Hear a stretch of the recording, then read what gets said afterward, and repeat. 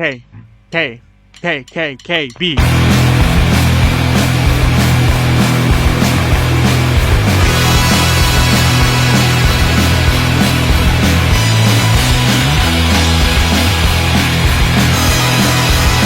God, I love KKB. So inventive, so unique, and most importantly, so fun.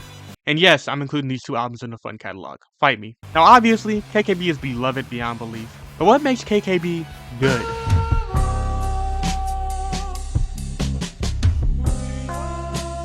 One of the main draws behind KKB's music is their stellar production.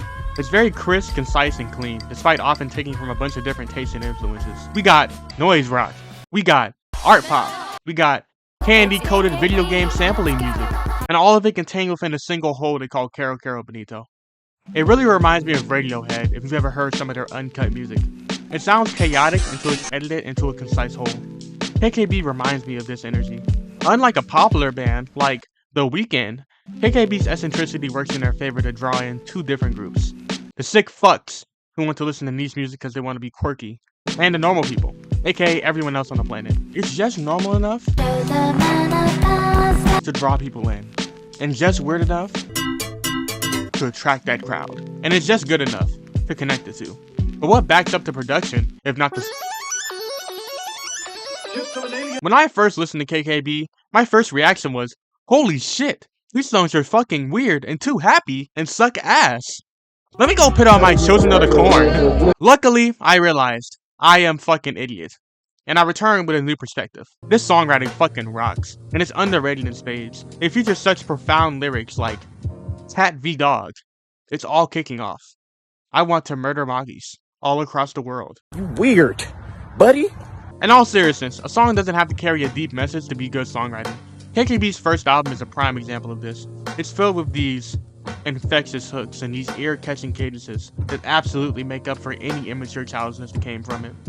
Each song has a clear topic that's explored, and that expands on to every release in their discography. From the bubble-like sounds on Bonito Generation to The World is Dead in their new EP. It's very touch and go. You don't have to listen to a whole album just to get one song.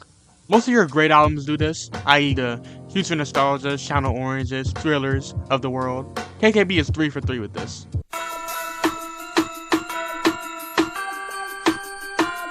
Production and songwriting can only take a group so far. So what does KKB sound like? Sound is the culmination of what your music imprints upon the listener. It's the reason why Cardi has fans despite being a fucking borderline illiterate fucking stage monkey.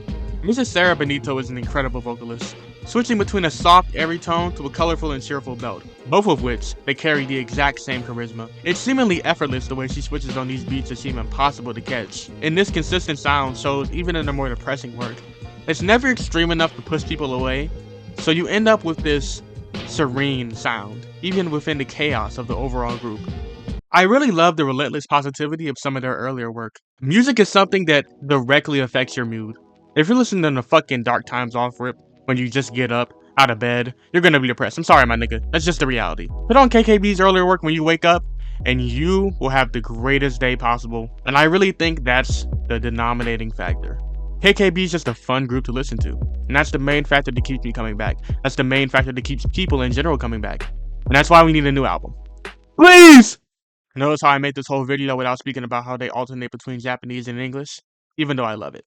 Alright guys, I'm gonna leave this one off with 2 requests. Get Path Reacts to listen to KKB, listen to Lip Slap, it's a banger, and have a good day.